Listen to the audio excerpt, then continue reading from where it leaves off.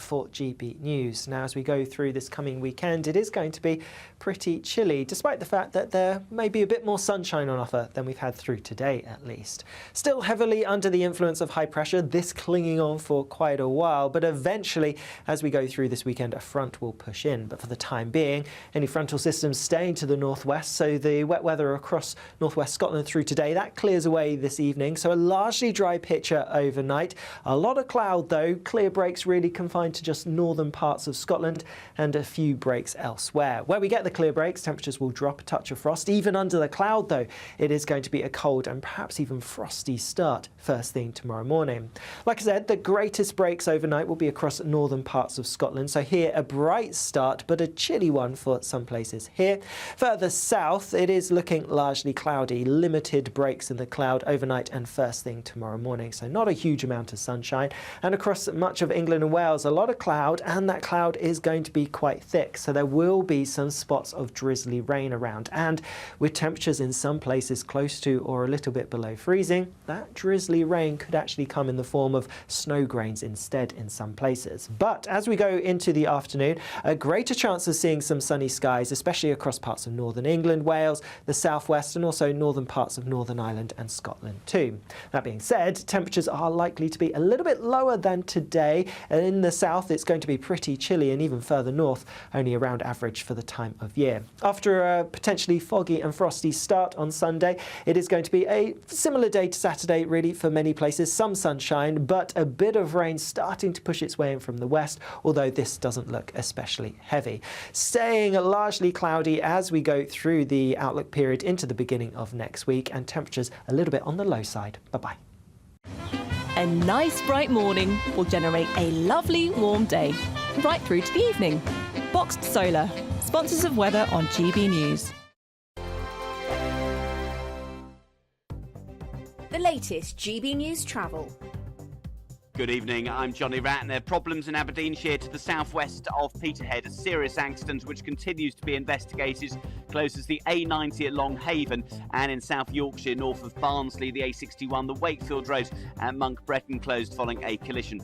Meanwhile, the M1 in Bedfordshire is partly blocked southbound from junction 13 to 12. There's been an accident involving a couple of lorries, a van and a car just north of the Toddington services, with queues back past the Bedford turnoff. On the Surrey stretch of the M25, the inside lane of 4 stays closed clockwise just after junction 6, the Godstone turnoff. Recovery works underway following an accident of queues back into the roadworks thanks to the Clacker Lane services. And in Kent, the A299 Thanet Way is blocked London bound just east of Herne Bay, and the scene of a 3-car collision causing long delays. And that's the latest. You can stay up to date throughout the day by visiting our website gbnews.com. You could be joining the Great British Giveaway list of winners with your chance to grab a fantastic £50,000 in tax-free cash. Hi, I'm Angela from Wigan, and I won £30,000 with the Great British Giveaway. I'd say to people who want to enter or are wondering whether to enter to do it, it happens to people like me. For another chance to win, text cash to 63232. One entry costs £2 plus one standard network rate message, or text bonus to 63232. 5 entries cost £5 plus one standard network rate message. Go to gbnews.com/win. Entries start from just £2. You can call 0903 681 3232. Calls cost £2 plus your network access charge, or post your name and number to GB10 PO Box 8690 Derby DE1 9TT. UK only. Entrance must be 18 or over. Lines close at 6 p.m. on the 31st of January. Please check the closing time if listening or watching on demand. Good luck. We're proud to be GB News, the People's Channel, and as you know, we always love to hear your views. Now, there's a new way of getting in touch with us at gbnews.com/yoursay. By commenting, you can be part of a live conversation and join our GB News community. You can even talk to me, Bev Turner, or any of the members of the GB News family. Thank you, Britain. Thank you for watching. Thank you for listening. Thanks for subscribing. Thank you for your support. It's you that make us the People's Channel. As we reflect on our journey so far, we're filled with immense gratitude. You mean the world to us. We couldn't have reached this point without you. As a very special thank you, we are giving you the chance to win one of 50 GB News thank you boxes. They're worth £50 each. For full terms and conditions, and to enter, just go to gbnews.com/thank you.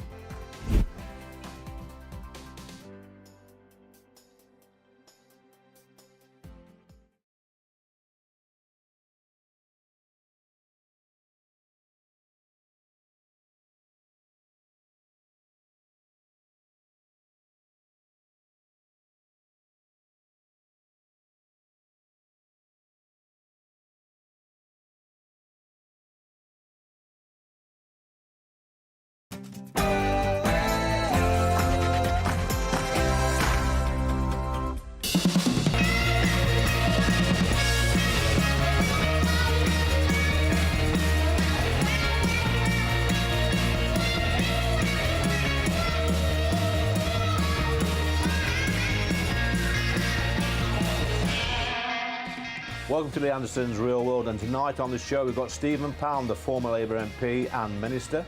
Also got Emma Wolf, who's a writer and journalist. Got Married at First Sight star Peggy Rose, and self-made tycoon Peter Waddell. But first, let's go to the news.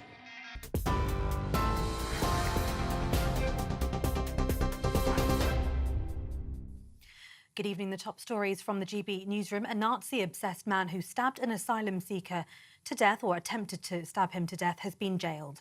Callum Parslow was handed a life sentence and will serve a minimum of 22 years and 8 months in prison after he attacked a man at a hotel in Worcestershire in April last year as a protest against small boat crossings. The 32-year-old has Hitler's signature tattooed on his arm and used a knife worth over £700 he'd purchased online to attack Nahum Hagos. The victim, who was stabbed in the chest and hand, said it was a miracle that he'd survived. The man who served 14 years in jail for the murder of schoolboy Jimmy Mizzen has been recalled to prison for breaching his licence conditions. Jake Fahry killed Jimmy and in 2008 was sentenced to 14 years. The 35-year-old was released on licence in June almost 2 years ago following his 14-year term, but was recalled yesterday morning. Part of the rapper's parole agreement includes being barred from entering the Greenwich Borough of London, but in music videos found by the Sun newspaper and watched by his victim's family, Fahry, who goes by the alias 10, was filmed in front of Canary Wharf. Culture Secretary Lisa Nandy says the BBC should reflect on the decision to showcase the drill rapper, who was promoted on their One Extra radio show. Sir Keir Starmer says the UK-Poland treaty would cover all aspects of the threats that we face and the steps we must take to meet them.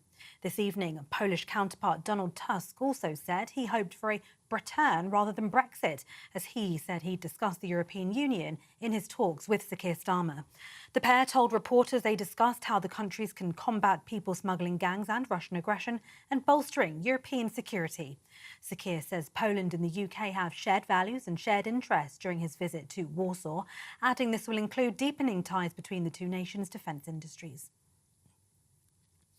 And TikTok is to be banned in the US from Sunday if it's not sold by its Chinese parent company, the Supreme Court has today ruled.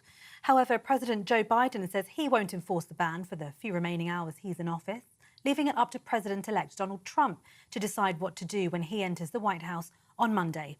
After the Supreme Court ruling, the White House released a statement saying TikTok should remain available to Americans. Those are the latest GB News headlines for now. More news from me in an hour.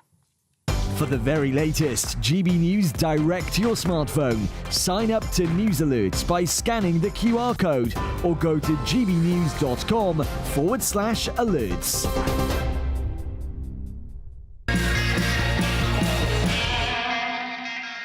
Welcome to Lee Anderson's Real World. I'm Lee Anderson, the Reform UK Member of Parliament for Ashfield, and joining me tonight is writer and journalist Emma Wolf, and he's back. He was found this morning walking around Essex in just his pyjama bottoms, but we've captured him and he's back on the show for about the 25th time. Former Labour MP and Minister Stephen Pound. Are you all right, Stephen? Grand, thanks so much. It's good to be out the care home.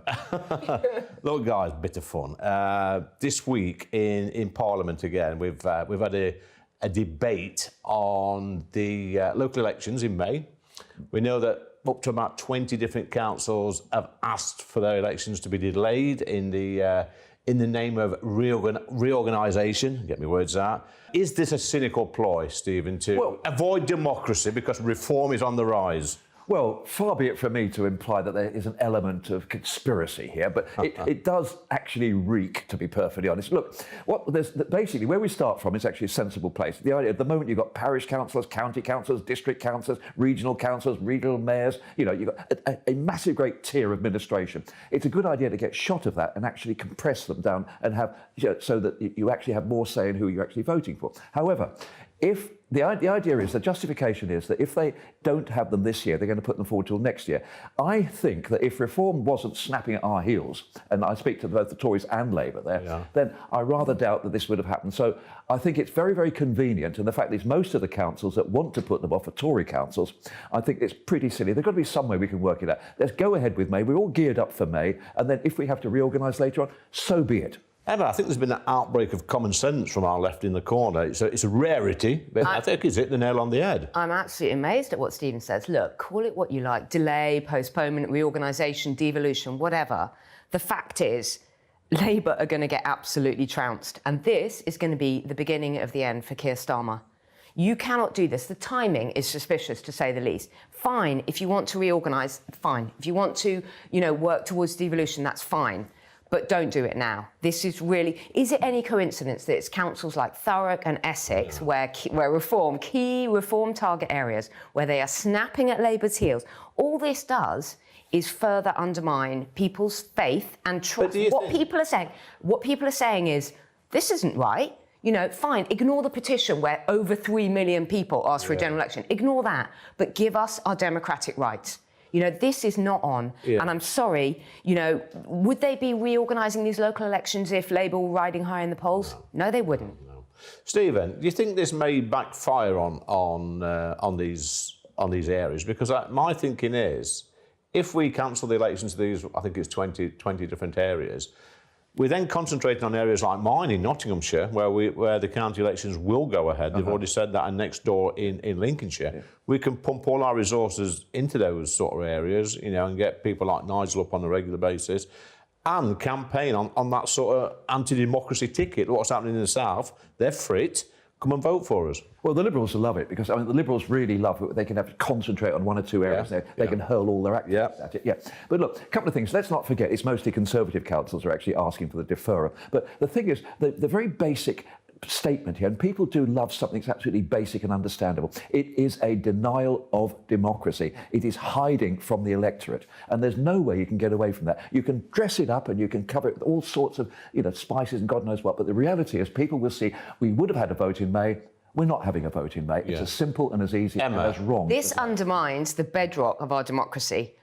Labour need to understand that you fight fair. You don't change the rules halfway through. You don't move the goalposts. Yeah. We know what will happen. Starmer at some point will throw Rachel Reeves under the bus. The whole thing. That's what he's going to do. But we need to hold these local elections in May, give people their democratic rights. Well, the only argument I'd have against that is that there's a fair old cost involved, and I think to a certain extent you might actually say it saves money. But look, we've had plenty of elections put off before. We had in the foot and mouth crisis, in the petrol crisis, elections were deferred. They're put off for 6 months, a year in some cases. But they were reasonable grounds, Stephen, weren't they? Well, no, that is something which is almost... Starmer knows this is the beginning of the end for him. Emma's just absolutely if Labour lose all their seats, Keir Starmer is going to get safe. Hammered. Yeah. A different subject, slightly, Stephen. Emma's just mentioned Sir Keir Starmer and Rachel Reeves, our Chancellor. Yep. I made a comment in the Chamber a few weeks back, and I labelled Rachel from accounts. Yes. Yeah. And then we get to your serial whingers on X, formerly Twitter. People like Matthew Stadlen, who's not here to defend himself, by the way, saying it's sexist. That comment is sexist to call her Rachel from accounts. Do you agree with that, Stephen? No. How the hell can that be sexist? Sorry, I have to interrupt. She is the one who's made a massive big deal about being the first female Chancellor for, 300 years. She went on... First ever, yeah. Sorry, there you go. The first ever Chancellor of the Exchequer. She went on and on and on about her gender. Yeah. So you saying Rachel from accounts, it could be Rory from accounts. Yeah, it's irrelevant. Yeah, it could be Stephen from accounts. We're highlighting the fact that she I may couldn't have even spell the word. fabricated, that she may have embellished some aspects of her CV. But what is it, Stephen, about the left that always look for, every time you make a statement or put a tweet out or say something in Parliament, they're looking for sexism, misogynism, they're looking for racism. It all goes back to that, don't it, eventually? Well, we used to have a saying in Northern Ireland that people walk 25 miles out of their way to be offended. Exactly. But what I would say, it's not just the left. There's plenty of people out there, plenty of people who actually will find something to object to in absolutely everything. Yeah. I have to say, they watch 10 minutes of this programme, they can probably come up with 25 things to object to. Yeah, it's normally the left in the corner. But we do our best. Yeah. Emma, surely this is, it's closing down. Labour say that they are the party of free speech, which we know they're not. We've seen people going to prison over the past 6 or 7 months since Labour come to power for hearty words on Facebook and Twitter. Ridiculous. It's absolute nonsense, isn't it? Absolutely. Inciting to kill people by burning down a hostel. That's a crime. Yeah, well, that's a wicked and awful, horrible thing to say, Stephen. Let's agree on that. Then when you see paedophiles and people, rapists being sentenced to less amount of time in prison than somebody who's wrote something on Twitter or Facebook. There's no paedophile or racist who's got less than 9 months. None. You show me one anyway. Yeah, but I'm talking about people on Facebook who's been I think there's one who got, I think it was 7 years, was it? 5 or 7 years, something like that.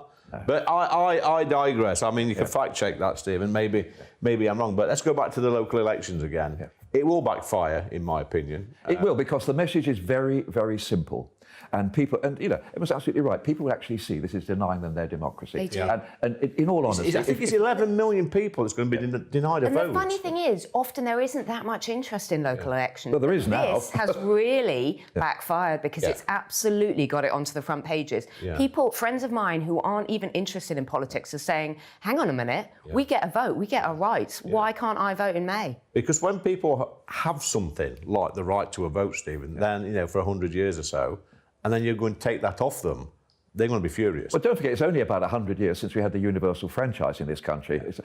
I used to reckon the only way to actually get people to vote was to make voting illegal.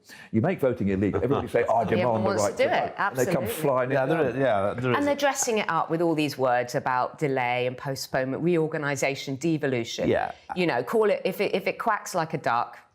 I actually, to be honest with you, I sort of not get the argument for cancelling the elections, but I get the bit about local councils, parish councils, district councils. Of course. OK, Lee, so reorganise once, let's have our election, then let's sit down and have root and branch reform. Exactly. Fair's fair. Exactly. You don't do it now. But don't forget, don't start looking at this in December. They could have done that. It doesn't apply in London, doesn't apply in Scotland. No. There's great chunks of the country who are not having elections. But what they could have done, Stephen, is let the local elections go ahead in May, and then let's have this conversation, this debate after the elections, and during the next cycle, and then... Well, let's also look at the fact that, we don't have a representative democracy. Let's also look at that, which they're not very keen to do, and reform are not keen to do. Parliament doesn't represent this country at all. Of course. At all. We got 4.1 million votes in Reform And how many UK. seats did you get? 5. Exactly. And the Lib Dems got 3.5 million votes and got 72 seats. Yeah. Crazy. And the Labour Party, I've asked the leader of the House to allow some Reform UK MPs on select committees, and they won't do it.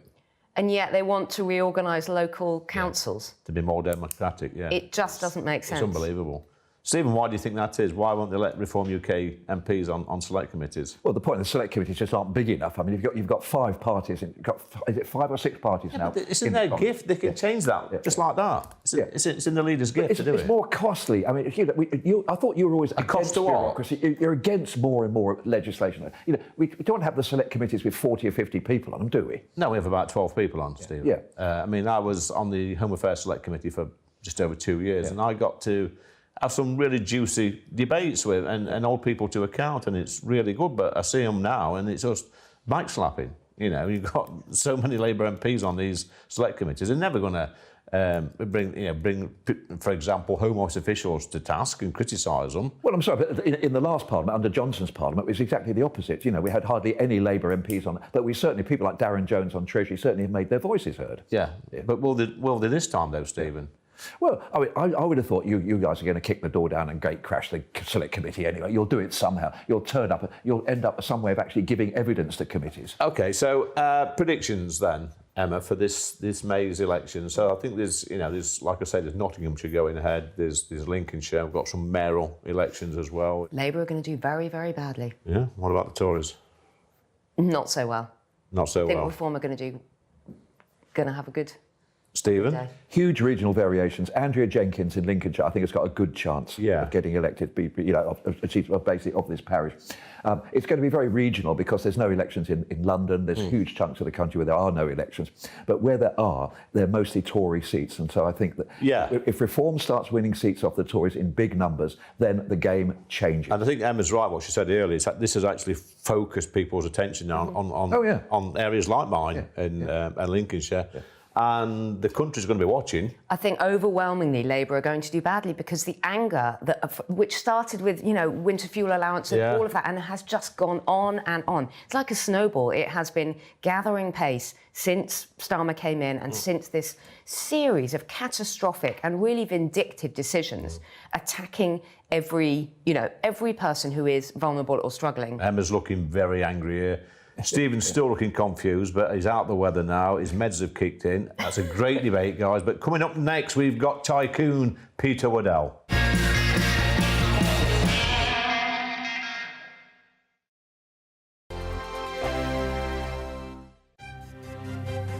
GB News Breakfast. Every day from 6 a.m.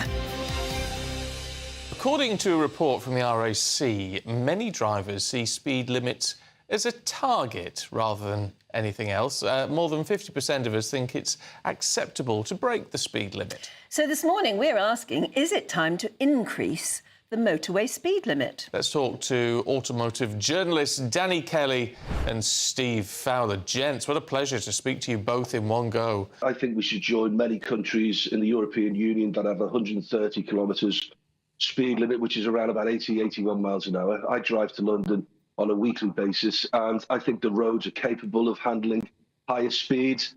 I think unofficially the speed limit, without getting pulled over by the local police at the time, is probably around about 78, 80 miles an hour. If a Bobby's on the motorway doing 70 miles an hour, he wants you to overtake him.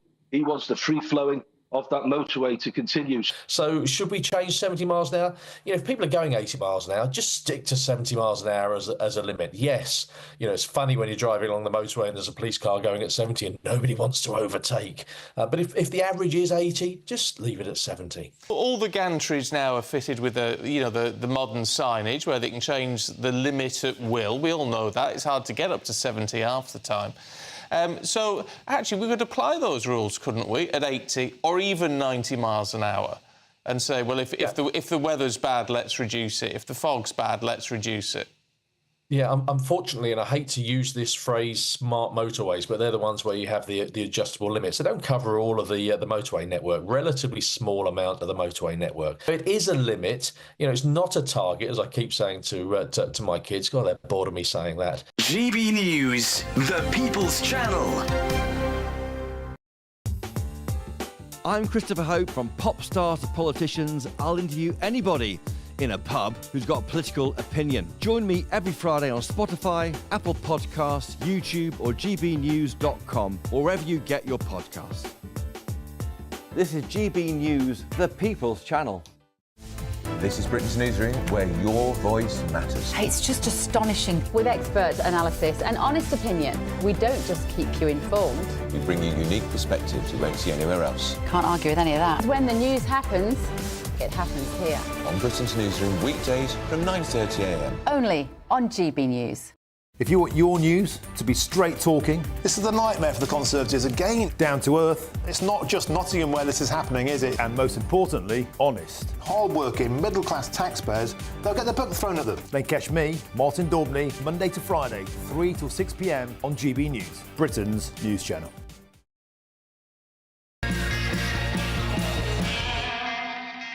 Welcome back to Lee Anderson's Real World. We're going back in the day now with Peter Waddell, self-made tycoon, multi-millionaire, big, motoring world, isn't it? That's one of our companies. So you've done all right for yourself, haven't you? And you are of a certain age, similar sort of age to me. I know I look a lot younger. Sorry about that, Peter. But no, seriously, you grew up in a children's home, didn't you? Yes, I was unfortunate at 4 years of age, where mother had a nervous breakdown. I ended up in a children's home, and from there we ended up in the streets, and from the streets to where we are today. So you was in your children's home till what age? So I was there from 4, all the way until I was 16. Yeah. There's a little break, I can't remember. That must have been tough for you, Peter. Listen, I say things differently to people. Yeah. We can't change the past. We can only change the future. Not only was in a children's home, you've also got a disability as well. So, which is not obvious. Well, I wear hearing aids, both ears. I wear hearing aids, and so you've got hearing aids. You're looking at my lips as well. Yes, because I'm very deaf, and I'm dyslexic. So, where we are. Again, you can't take that down as, oh, I'm dyslexic, I'm deaf. You can't use that as an everyday excuse. You have to look at what you've got and take what you've got and try and make the best of what you've got. So you leave a children's home age 16. Yep. What do you do then? Well, what happens is very, very sad, and we're going back many, many years ago, because being 59, then in them days, you got to 16, you left the children's home. Yeah. They put you in a bedsit and they leave you alone. That's it. Yeah. And what happens is you go out with your mates from the school, and basically you drink the house and money, and you end up in the streets of a beggar. From there, you go down 3 paths, don't you? You become heavily in drugs, and you end up a drug addict. You end up in the army, or you end up in prison. And there's a very, very, very, very, very small amount of people who actually make it. And I think that's the story, isn't it? That's the facts. There's so many people that don't make it.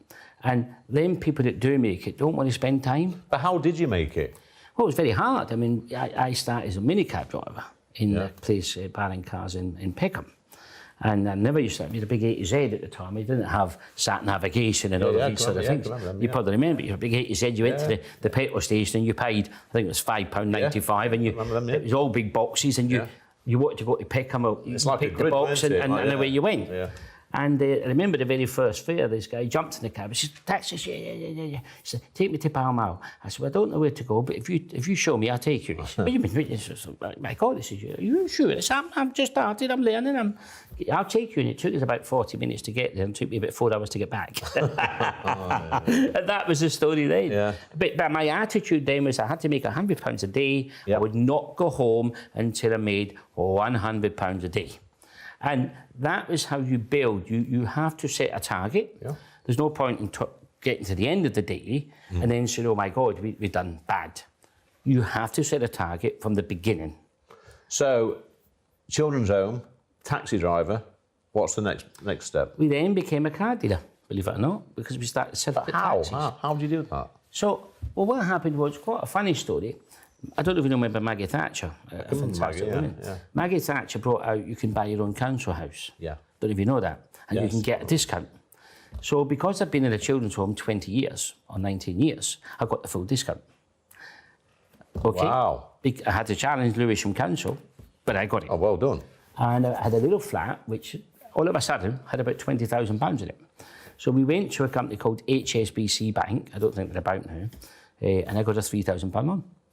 And from that £3,000, I used to go to the auction down to Greenwich, buy a car on my credit card, that's £3,000.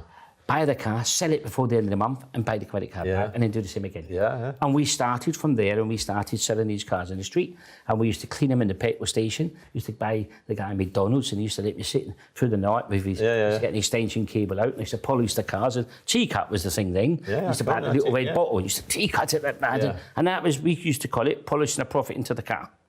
And then we would sell that car and we'd buy another one. Then we bought 2, we bought 4, we bought 6. You know, one of the finest points of my memory is I remember buying 3 cars and spending all my money.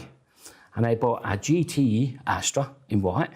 I bought a Renault 5 GT. I can remember them, yeah. And an XR3i, but I bought the special one. All sensible cars. Absolutely. Yeah. And we sold these cars, and these was my aspiration. We had 3 cars. We had no money. I think we had 82 pence for a week until they could sell the cars. Yeah. And my wife said, "Oh, what are we going to do now?" I said, "We've got 3 cars. We've got 3 cars." Yeah. She said, "Oh, a 3-car family. Yes, what are we going to do to eat?" Yeah. I said, "Oh, well, hang on a minute." So I've gone into the kitchen, and I got tin of mashy peas, and we got some bisto. I said, "Got a loaf of bread. We'll just mix it all together, and we'll just mash it together, and we'll have a bit of dinner. We'll be that to us."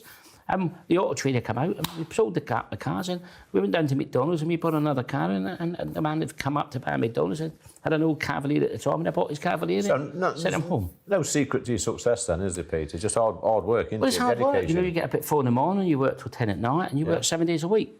As a CEO in my business, it was not about being a CEO giving an order. Yeah. It was a CEO going there, working with the people, talking, go down to their level. If you're talking to a 25-year-old, there's no point trying to talk to him as a 50-year-old. You've got to come down to his level to get him to buy in to the product, get him to buy in to the destination and the journey. You have to talk to that person at his level. You're a salesman, aren't you? Yes. People say to me, you know, you're dyslexic, you're doing that. I said, look, what you have to do is you have to look at what you have. Okay? If you're a good runner, become an athlete. If you're a good writer, write a book. Yeah. I didn't have any of that. All I did have was my mouth. I could talk. Gift of the gab. Exactly that. Wow. And that's what we did, and that's how we built our business. We never sold a car. When I did it, we used to bring you in, cup of tea, sit and have a chat, and you sold the car through the way you did the business. You know, if you cast your mind back 50 years when you're in that children's care home, you never envisaged you'd have been doing this, would you? No, but I think, you know, I've done very well. I just bought a lorry company called Big Transport. Yeah. So that was a business that was failing. I went to collect the rent. Yeah. And the guy was there with his hands in his head. He'd lost all his money, he'd lost everything. And I bought the transport company. Yeah. We now have 50 lorries and 70 trailers. Wow. And we've just in the middle of buying another company. Now, that business had been running 4 months. That business was on its bum. Yeah. Okay? That business today is turning over £1 million a month. The budget last year, Peter, I mean, that's affected a lot of small businesses in my area. I get a lot of business owners saying the NIC increase has, increased their costs. They might have to lay people off or not invest as much in the business next year. How's it affected your business? Well, I think you have to look at it in a different way. If you need to make more money, you need to sell more cars. So if you need to sell more cars, you need to get bigger. And you need to get bigger in scale.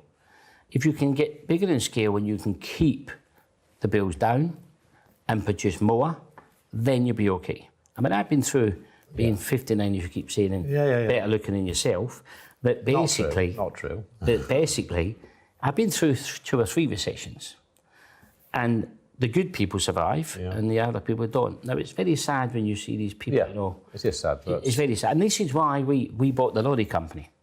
We bought the lorry company. I know nothing about lorries, but we bought the lorry company because this guy was losing it. And you go and look at the motor transport industry today.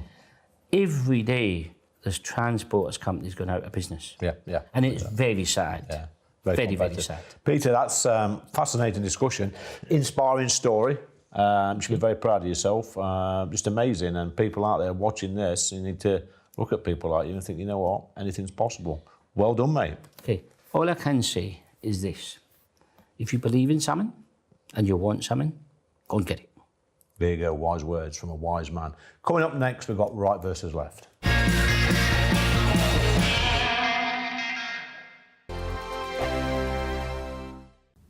Good evening. It's time for your latest Met Office weather forecast for GB News. Now, as we go through this coming weekend, it is going to be pretty chilly, despite the fact that there may be a bit more sunshine on offer than we've had through today, at least. Still heavily under the influence of high pressure, this clinging on for quite a while, but eventually, as we go through this weekend, a front will push in. But for the time being, any frontal systems staying to the northwest, so the wet weather across northwest Scotland through today, that clears away this evening. So a largely dry picture overnight. overnight. A lot of cloud though, clear breaks really confined to just northern parts of Scotland and a few breaks elsewhere. Where we get the clear breaks, temperatures will drop a touch of frost. Even under the cloud though, it is going to be a cold and perhaps even frosty start first thing tomorrow morning. Like I said, the greatest breaks overnight will be across northern parts of Scotland. So here a bright start, but a chilly one for some places here. Further south, it is looking largely cloudy, limited breaks in the cloud overnight and first thing tomorrow morning. So not a huge amount of sunshine.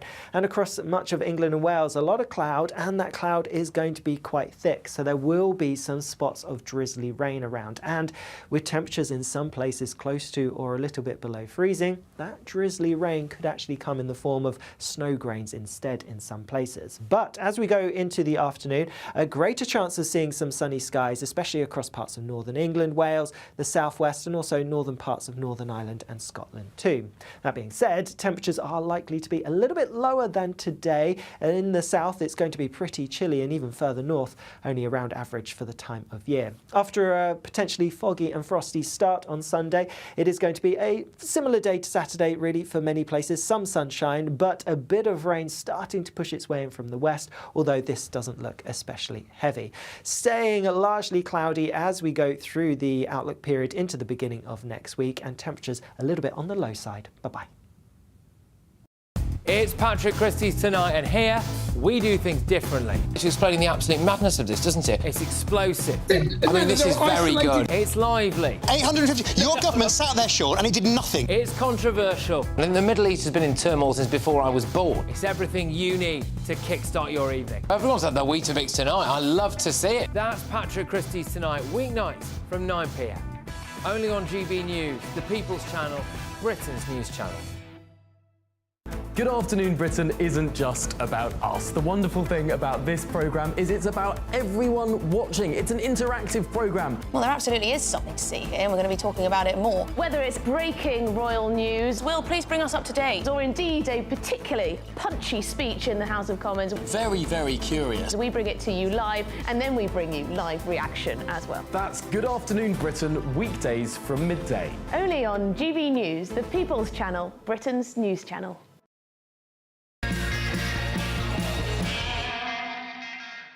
It's time for Right versus Left with my good old mucker Stephen Pound. He's took the jacket off, actually. He's, the gloves are off. Got a little bit aggressive earlier on. I'm fearing for my safety, but I do apologise. And the very lovely Emma Wolf. You're in the middle. Yeah, and listen, let's talk about this week we've seen in the press, in the media, Labour are bleating on about deporting 16,000 people to the country of origin or whatever. Now, when you dig a little bit deeper, Stephen, into this, I asked a question in the Chamber just a few weeks ago to, for a breakdown, to ask how many actually have come on small boats. And when you look at the people that actually are deporting, a lot of them, they've paid £3,000 to go back. They're overstayers. They're not people who come in the back of lorries or people that's come on small boats. They've literally just overstayed their welcome, overstayed their visa, if you like. So it's a little bit, I think, a little bit dishonest what No, I don't think so. It's two separate things there. Don't forget, a lot of these people are going back to, Vietnam is now the third biggest country where people are actually coming from into this. A lot of them going back to Albania. A huge number of them are from the Indian subcontinent, from Bangladesh and India, people who come here on work visas and overstay. But your substantive point is absolutely right. The number of people who come here illegally should be processed, and they should either be sent back or they should be integrated into society and start paying tax. No, they should be sent back. Yeah. They should be sent back straight away. They're arriving here. Well, so we can't send them back to Iran or Afghanistan. Send them back to France. Can we send a woman back to Afghanistan? Listen, come on. Listen, if they come here illegally, then they should be sent back to whence they came. That's my opinion. Would you send a woman back to Afghanistan? He's putting me on the spot now, isn't he, Emma? I'm sorry, mate. Look, how many women are coming on small boats, Stephen, from Afghanistan? A large number. No, they're not. Yeah, one of them gave birth the other day. Emma. Look, Labour can fiddle the figures as much as they like, but the fact is, asylum seekers still see Britain as a very, very soft touch. They know that when they arrive here, they'll get accommodation, they'll get, all the benefits they want. And the fact is, this government is not tracking, they're not tracing people, and they are not deporting illegal claimants, not valid claimants, in the way that they should. What was Starmer's one of his key pledges? Stop the small boats. Smash the gangs. Smash the gangs. So far, hold on. So far, smashing the gangs, I think he held a press conference a few months ago. He'd found a man who was supplying something for boats, something or other. There's some bloke that's hardly with a shop full of inflatable dinghies. Exactly. Well, that's hardly smashing the gangs. Day after day, even in the terrible weather, even in this appalling weather, and I have empathy and pity for these people, especially for that woman, as you say, who gave birth on one of the boats. What a distressing, what horrible, distressing scenes. You know, the fact is, people are being brought over. We recently saw Albanian package deals where you basically get your travel, accommodation, and a free illegal job, cash in hand Not job. only that, Emma, a lot Why of these is Albanians... this not being followed up? Some, I've seen a report... They're being advertised on TikTok. Yeah, they are. These deals. And they've been given these tags, these like, I think the ankle bracelets, ankle tag, so can track where they are. They've just been ripping them off. And Well, so can we all agree on one thing? We need ID cards in this country, and we need them what I would now. say to that, Stephen, I would say... What's the point of ID cards? You just tuck it away. No, I'm sorry. No, look, the idea, if you've got an ID card, you've got people working in a car wash. At the moment, you can have 15 people working in a car wash. You've got no idea whether they're legal or illegal. I would say... Every other country in Europe has ID cards. Let's just caveat that, Stephen. I would say ID cards for people who are not born in this country. Well, I think basically... And then when you go to the car wash or the nail bar or the restaurant, you can just say, where's your ID card? Oh, I haven't got one. Come with me. And then you're on your way. Guys, I think ID cards for everybody. It's got to be for everybody. You think so? Yes. No, I disagree. So once again, we change our way of life. Yeah. I think it's got to that because stage. our way of life is under assault. It's under attack. And we've got to fight back. I think we need more concerted action than just ID cards. Such as what? Such as what? As we have seen... Such as what? Well, look Can I answer? There we go. Gloves are off. Yeah. As we have seen young men chucking their mobile phones into the sea, so they will chuck their ID card down the drain. No. Or their non-ID card. But that's not going to help lack them. Of ID. No. So in that case, they will not have any way of Make it a proving criminal offence not to have an ID card. If that's smashing the gangs... Obviously. Yeah. Obviously. Well, I've read this week in one of the papers, I don't know how true it is, that Sir Keir Starmer was having conversations with the Iraqi government to get a returns policy. But this was true. I think it was this week. There were some demonstrators on Downing Street having a pop at Sir Keir Starmer, and I actually agree with him on this about having a returns policy. They're complaining, these Iraqi protesters, saying that it's not fair. We could be mistreated if they send us back to Iraq. Well, don't come here in the first place then. But they've come to... How many countries have they travelled through? How many safe countries have they travelled through? Why are these dinghies still leaving France and crossing the Channel? Why are they being guided Can I just through respond the to what Channel? Lee just said? Yeah. I don't know how much time you spent in Iraq, but in the time I've been in Iraq, you've got 3 different countries there. You've got the Christian communities in Nineveh, you've got the Kurds in the north, and you've got the Sunni Muslims in the south. Yeah, they're different parts of Iraq. It's not just one country. And I think I'm with you. Keir should be actually negotiating with Baghdad to get people back there. So I had this conversation when I first got elected a few years back. I spoke to a young man who'd come from Iraq in the back of a lorry. He thought he was going to Germany. He'd been packed off by his family, back of a lorry. It took him weeks and weeks and weeks, and then when stopping in safe houses, then into another lorry in safe houses. It's not fun. 16 years very, old. very but when he stressful. got here, they just dumped him on a motorway somewhere. Anyway, he went on to make a success. He went to university, blah blah.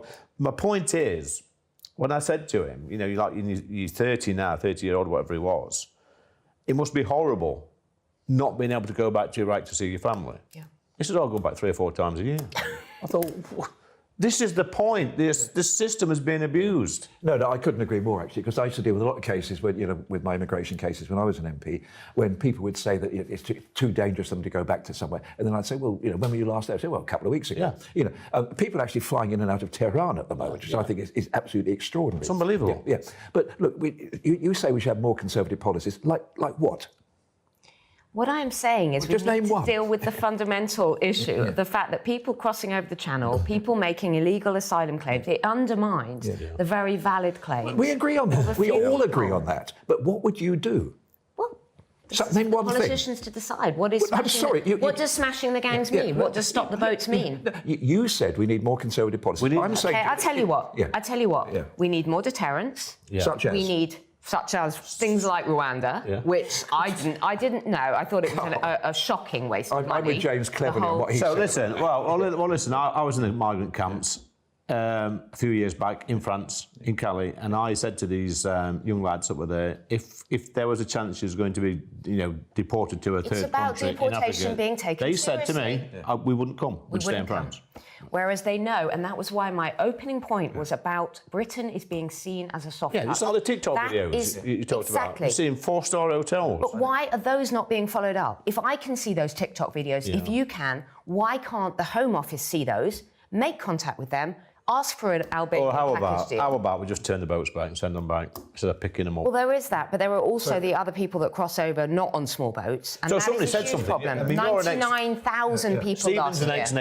ex-Navy man. He doesn't like to talk about it, but he talks about it every time he comes to this pub. Somebody was bleating on Twitter again the other day, saying that if the Prime Minister of our country ordered the Royal Navy to turn these boats back and escort them back, they would refuse.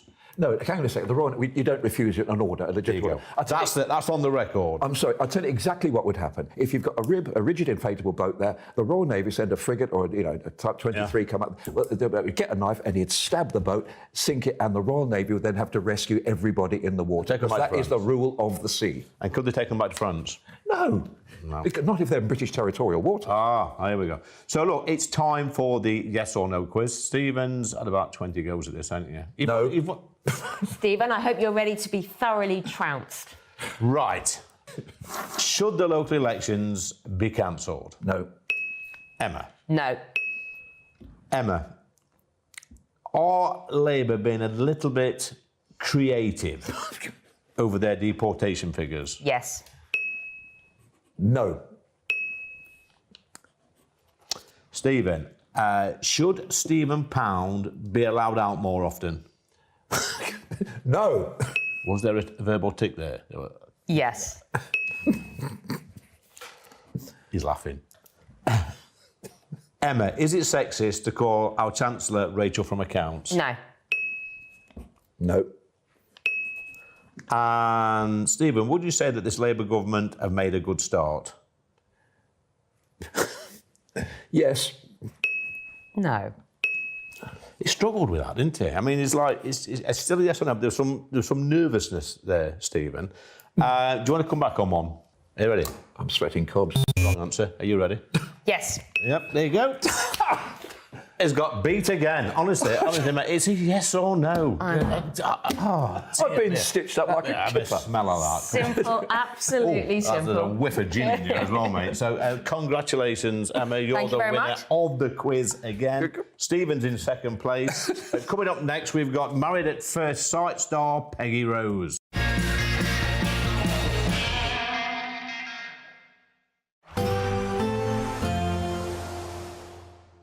Can't wait to get in that sea. Lovely and warm. Just like the feeling of having great travel insurance. All Clear Travel Insurance sponsors GB News Travel Destinations Forecast. If you or someone you know is looking for winter sun over the next few days, it will be breezy across much of the Med with some wet weather for Italy, but a lot of fine weather for Portugal and Spain, at least on Saturday. We're going to see sunny skies, a few drops of rain there for Gibraltar, but this system, named Storm Gabri by the Italians, is going to bring some very wet and windy weather through Sardinia, Sicily and much of Italy. That moves away through next week and it turns more unsettled in Spain. All Clear Travel Insurance sponsors GB News Travel Destinations Forecast. This is GB News, Britain's news channel. And fashionistas are keen to see which new trends are set to hit the catwalk. Well, our next guest is very well placed to share her predictions with us after being a contestant on hit ITV series Dress the Nation, as well as being an upcycling and sewing consultant. Wow. Joining us now is Tendai Murewe. I want to go back to you appearing on the ITV Dress the Nation. Right. Tell us about that experience. What was that like? Oh, that was one of my highlights as a upcycling consultant. I learned to sew in my kitchen 5 years ago. And then, during COVID, just making masks. Then the next thing I was on a Dress the Nation, making dresses in front of TV. Yeah, it was just incredible. I think we all had all these clothes that we have, but we don't know what to do with them. So mainly I started with men's jackets, taking off the sleeves and putting it like a print on. I've tried this. I've tried taking off my sleeves before. I now have about 3 jackets with no sleeves. I never managed to put them back on. You need to come to a workshop. You need to come to a I need an workshop. upcycling consultant. 2025. What can we expect, fashion-wise? I think bold prints are back. People are loving. I think you walk on the streets in frollals and oversized men's So the jackets. exact opposite. We have drastically underperformed this morning. You're just saying, not like us. We just woke up this morning and thought, it's winter, it's cold, it's grey. Grey, miserable. Is that not the way to go? No, it is. It's still, I think because fashion is expressive. It's whatever you want to express yourself. You know? GB News, the People's Channel. Mornings don't have to be tiresome, especially if you have the right company. Wake up to news as it happens, opinion and debate, and of course, a little bit of entertainment too. Because when the kettle's on, we're on. That's Breakfast on GB News, a show worth waking up for. Every morning from 6 a.m. Only on the People's Channel, Britain's news channel. We'll spread the news, you spread the word. Join me, Camilla Tominey, for a frank and honest discussion with those in power that cuts through the spin and gets to the heart of the issues shaping our nation. You haven't confirmed that you want to stand as leader, but you haven't ruled it out either. This report basically says that he's not fit to stand trial. Is he indecisive? Incompetent? I deliver the dose of reality Westminster needs. That's the Camilla Tominey Show at 9:30 every Sunday on GB News, the People's Channel, Britain's news channel.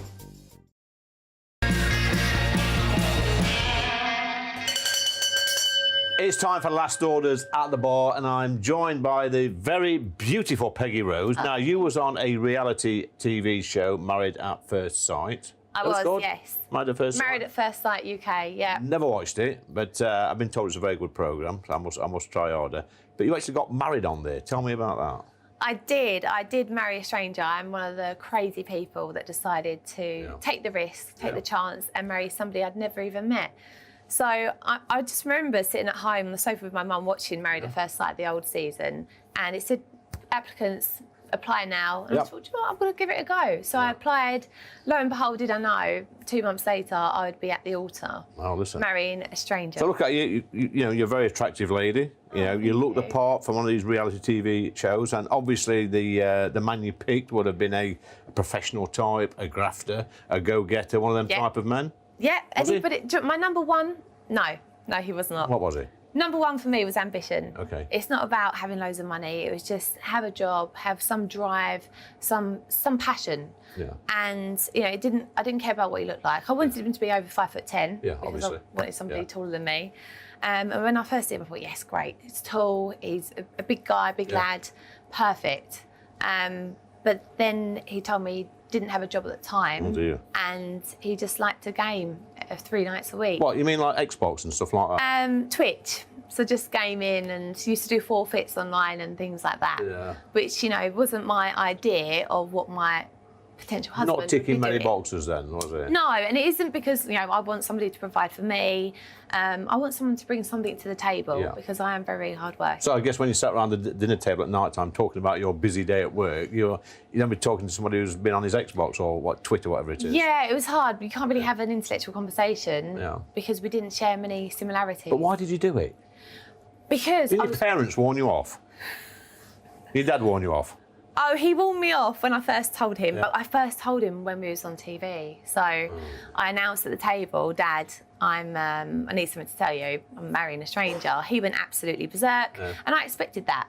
And although I knew I was going on the show a month and a half before telling my parents, I was too scared to tell them. So I kept the secret, and you know his Why reaction. was you scared? You were scared of some home truths? Because I knew what my dad would do Yeah. and act, and I'm surprised they put it on TV. But you know, I remember him coming home from the pub, and he went, "Babe, I'm a national meme." I went, "Dad, what are you on about?" A meme? Yeah, he was a national meme of my dad and his reaction to me getting married. But at the end of the day, they wanted me to be happy. You know, I was 32 at the time and I took the risk myself. So it was kind of, you know, you made your bed, you lie in it, and that's exactly what I did. Yeah, but they're always there to catch you, aren't you, when you fall? Yeah. I mean, they knew, to be honest, it was like my opinion at the end of the day, like whether I stayed with him or whether I didn't. And it wasn't anything to do with them why we broke up.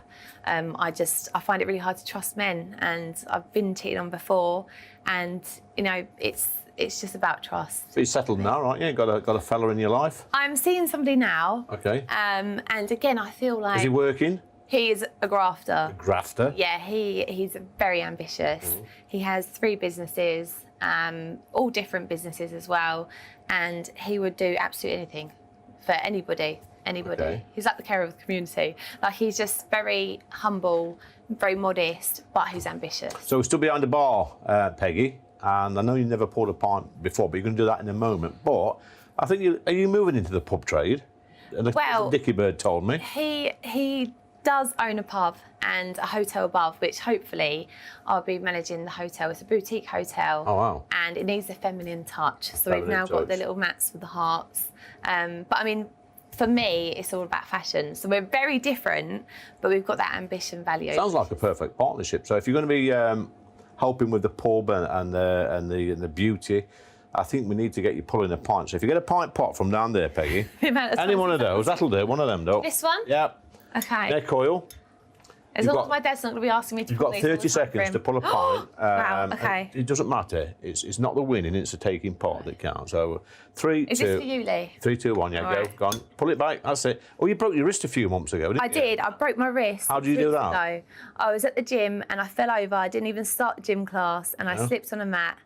And lo and behold, I have broken my right wrist. Plonk that on the bar. I do not believe it. That's a near perfect pint. You've No, done it's that before. not. It is, yeah. Is it really? So yeah, normally we get them on here. I think Bob, the landlady, has been messing about with the pumps today because that's. I've got to give you 10 out of 10 for that. No. Yeah. Oh, yeah. amazing. Yeah. I'm really chuffed for that. Reality TV star. Yeah. Well, Social media. Well, probably start on Instagram and stuff I like say that. advertising marketing. It sounds a bit better, Lee, than social media. Influencer. Bob's in the back putting the thumbs up. Thanks for that, Bob. It's Thank a you, great Barbara. pint. 10 years' time, you're going to be what? Late 20s? Yeah. I think What are you going to be doing in 10 years' time? Where do you see yourself? Do you know what, Lee? I would absolutely love to have a family. Yeah? Yeah, and it's one thing this year, if I don't have children, I'm going to freeze my eggs because I'm at the age now where I've just turned 34 3 days ago, and, you know, I want to have a family. How many kids do you want? Ideally 3. Yeah? Yeah, but as long as they're healthy, I don't care about the sex. Yeah. But I've got so many. I'm a big Irish family. My Yeah. mum's one of 13. We've got 168 cousins. Wow. So, you know, I think I'm the second cousin that hasn't had a baby yet. So, you know, but it has to be with the right person. So, yeah, 10 years' time, I'd have my own fashion business. Yeah. I'd be happy to Married, settle down. with children. I would marry again. Happy? Yeah, I'd marry again and just have a nice family who's all healthy and happy. So I guess, Peggy, you know, we see beautiful young ladies like yourself who make a career on reality TV. You have a big social media following as well, and you look a particular way. And there's nothing wrong with that. But there's a lot of pressure on young girls now. We always say this when we have ladies on the show. On social media, a lot of pressure on young girls to look a particular way, and they get there's some awful stuff said online. We've seen it. Yeah. We've done stuff in Parliament about it as well, and I tear my hair out sometimes thinking about it, and boys as well. Yeah. They get it, but especially young girls who've got to have the nice hair, the looks, the lips, and everything. And I just think, you know, just take a step back sometimes and appreciate what you have got. And what sort of advice would you give to these young girls who's feeling under these enormous pressures online to look a particular way? Yeah, I think this, for me, is something I feel very passionately Yeah. about. I've got 3 young nieces who are too young to be on social media, but they're already talking about Snapchat, TikTok, Yeah. Instagram at the age of 10. And filters. Yeah, filters, makeup, you know, I'm not going to buy you makeup for Christmas, you're 10. Yeah. You know, Go play go with and a play doll. Barbie, yeah. It's true, isn't it? Go play with a It's doll. true, it's Yeah. true. And then you start getting comments and things like that. And I just feel like there needs to be more restrictions and more rules and guidelines and regulations and laws around social media, because trolling is just, I look at some messages and you just never know Do you what get that trolled person's. online? I don't now. Yeah. During the show, it wasn't more me, it was more my family for not liking my husband because he didn't have the job. Yeah. So that for me was worse than them trolling me because, I don't like anybody cussing my family. I'm very family orientated. My family are great. But, you just got to look at those people. Who are they? They're probably sitting at home, very lonely themselves. Yeah, normally faceless, aren't they, shadows? Yeah, keyboard warriors. Yeah, living with the mum in the 50s. Yeah. Yeah. They need, I just feel they have no right to express their feelings. If you watch a programme, say it amongst your friends, to yourself, you don't go online to try and target somebody and make them feel a certain way. But, I've tried to say this to my nieces, no, stay off social media, and just be you at the end of the day, because everybody is starting to look like everybody, aren't they? Lovely to meet you, darling. Lovely to meet Hopefully, you too. next time we see you on the show, you'll be married, have 3 kids, and very, very happy. That'd be amazing. That's Peggy Rose, that's Last Orders. Massive thanks for joining me on Lee Anderson's Real World. Coming up next, we've got State of the Nation. This January, history will be made again. Join GB News as we bring you full coverage of Donald Trump's presidential inauguration. From the swearing-in ceremony to the celebrations, we'll be there to capture every moment that shapes the next chapter of world politics. The best guests, live updates and unparalleled insight as Donald Trump becomes the 47th President of the United States. The inauguration Monday from 3 p.m. on GB News, the People's Channel, Britain's news channel.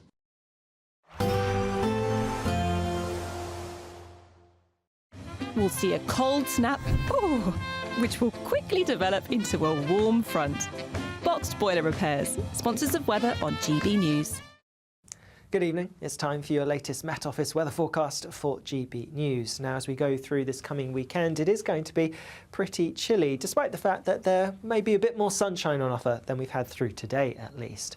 Still heavily under the influence of high pressure, this clinging on for quite a while, but eventually, as we go through this weekend, a front will push in. But for the time being, any frontal systems staying to the northwest, so the wet weather across northwest Scotland through today, that clears away this evening, so a largely dry picture overnight.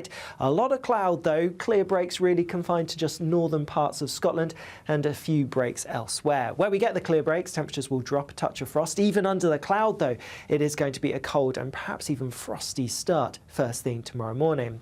Like I said, the greatest breaks overnight will be across northern parts of Scotland, so here a bright start but a chilly one for some places here. Further south, it is looking largely cloudy, limited breaks in the cloud overnight and first thing tomorrow morning, so not a huge amount of sunshine. And across much of England and Wales, a lot of cloud, and that cloud is going to be quite thick, so there will be some spots of drizzly rain around, and with temperatures in some places close to or a little bit below freezing, that drizzly rain could actually come in the form of snow grains instead in some places. But as we go into the afternoon, a greater chance of seeing some sunny skies, especially across parts of northern England, Wales, the southwest, and also northern parts of Northern Ireland and Scotland too. That being said, temperatures are likely to be a little bit lower than today. In the south, it's going to be pretty chilly, and even further north, only around average for the time of year. After a potentially foggy and frosty start on Sunday, it is going to be a similar day to Saturday, really, for many places. Some sunshine, but a bit of rain starting to push its way in from the west, although this doesn't look especially heavy. Staying largely cloudy as we go through the outlook period into the beginning of next week, and temperatures a little bit on the low side. Bye-bye. We can expect clear skies, leading to a light and warm day ahead. Lovely. Boxed Solar, sponsors of weather on GB News. Don't miss your chance to win our biggest cash prize ever, an incredible £50,000. That's tax-free cash to spend on anything you like this year. What would you spend it on? £50,000 could buy those treats you've always dreamed of having. And just one entry into the Great British Giveaway really could make £50,000 cash all yours. For another chance to win, text cash to 63232. One entry costs £2 plus one standard network rate message. Or text bonus to 63232. 5 entries cost £5. £2 plus 1 standard network rate message. Go to gbnews.com/win. Entries start from just £2. You can call 0903 681 3232. Calls cost £2 plus your network access charge. Or post your name and number to GB10 PO Box 8690 Derby DE1 9TT. UK only. Entrance must be 18 or over. Lines close at 6 p.m. on the 31st of January. Please check the closing time if listening or watching on demand. Good luck. Sunday with Michael Portillo from 11, only on GB News. Figures released by the National Child Measurement Programme in 2024 found that almost 1 in 10 children was obese in the first year of school. Children living in deprived areas are twice as likely to be overweight as those in more affluent parts. Organisations like the Prepped Foundation are educating youngsters about healthy eating by giving them the skills to create balanced meals. TV chef James Golding has joined the foundation as the head of food education, and he joins me now to talk about the work. James, lovely to see you here. Good to see you too. So Prepped used to be Table Talk Foundation, and it's now obviously Prep for Life, Prep for Knowledge. It's basically a charity to encourage kids to have a better understanding of food, but at the same time enjoy cooking and hopefully make better food choices in their life, as well as perhaps